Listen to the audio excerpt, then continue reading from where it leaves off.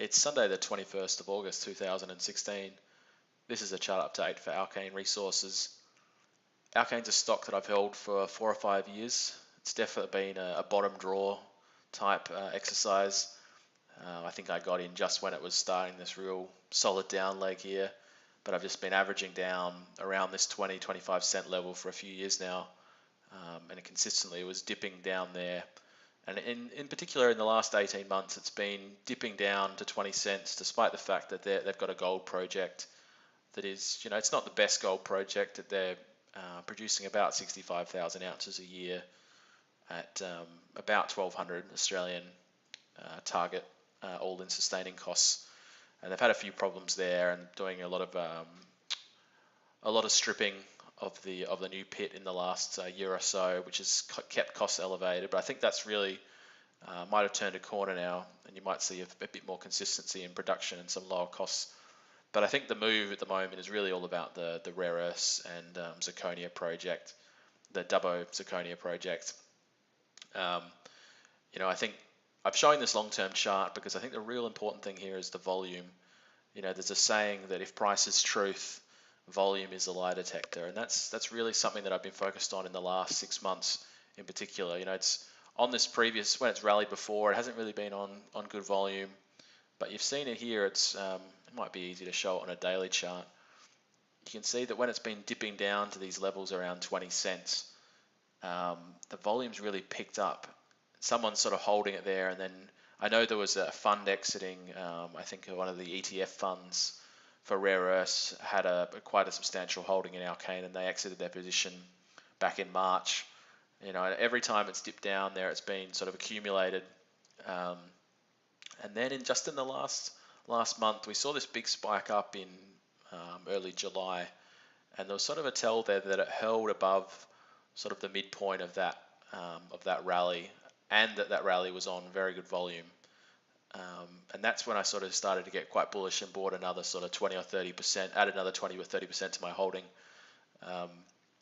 And then just in the last week, obviously we saw the Dubbo zirconia marketing agreement on Tuesday, I think it was, and the stock obviously rallied very, very strongly, and it's kept it going quite well. There's a bit of volatility here. There's a lot of people sitting on 30. People have been buying in this area, probably sitting on 30 or 40% gains. So you'd expect to see quite a bit of volatility from those sellers, but I think this is quite a good move. It reminds me of the move we saw in early 2015. This move here, that was also on the back of some permitting agreements, I think. But you can see it's got a very similar shape to it, sort of a curve and then a big blow off.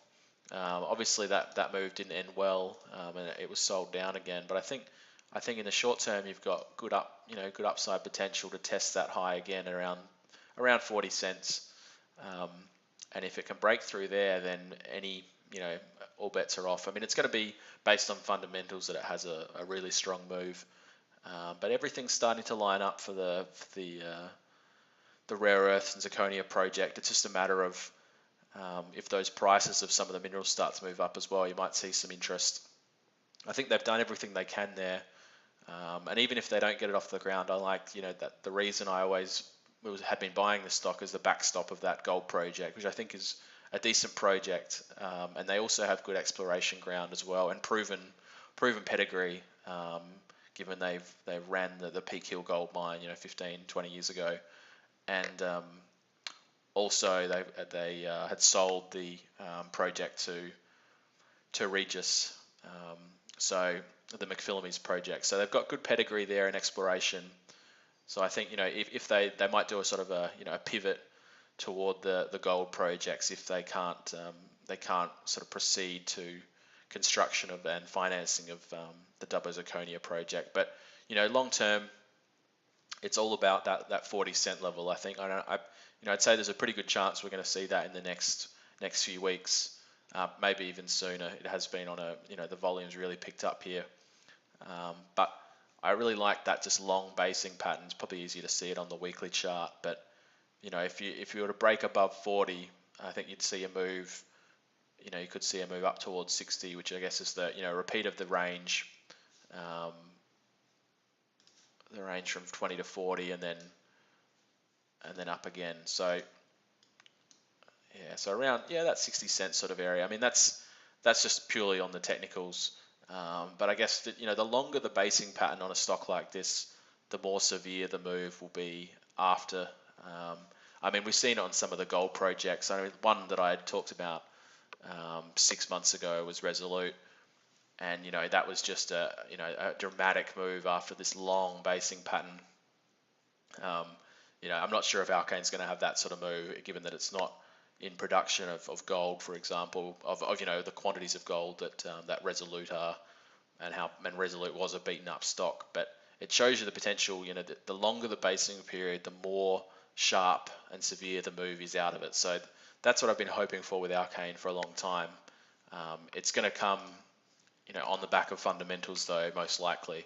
Um, so it's very difficult to pick those fundamentals with Alkane as well.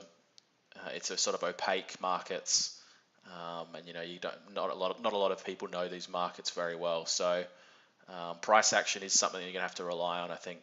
Um, and it does look very bullish at the moment. It's just a matter of whether it can keep it up. So short term, looking for that 40 cent sort of level, and then see how it holds from there. And then I think longer term, that this stock is just on the fundamentals, as I think we all know them. Anyone who's watching this video should be aware of those. So yeah, I'm still quite bullish, but you might require a bit more patience yet.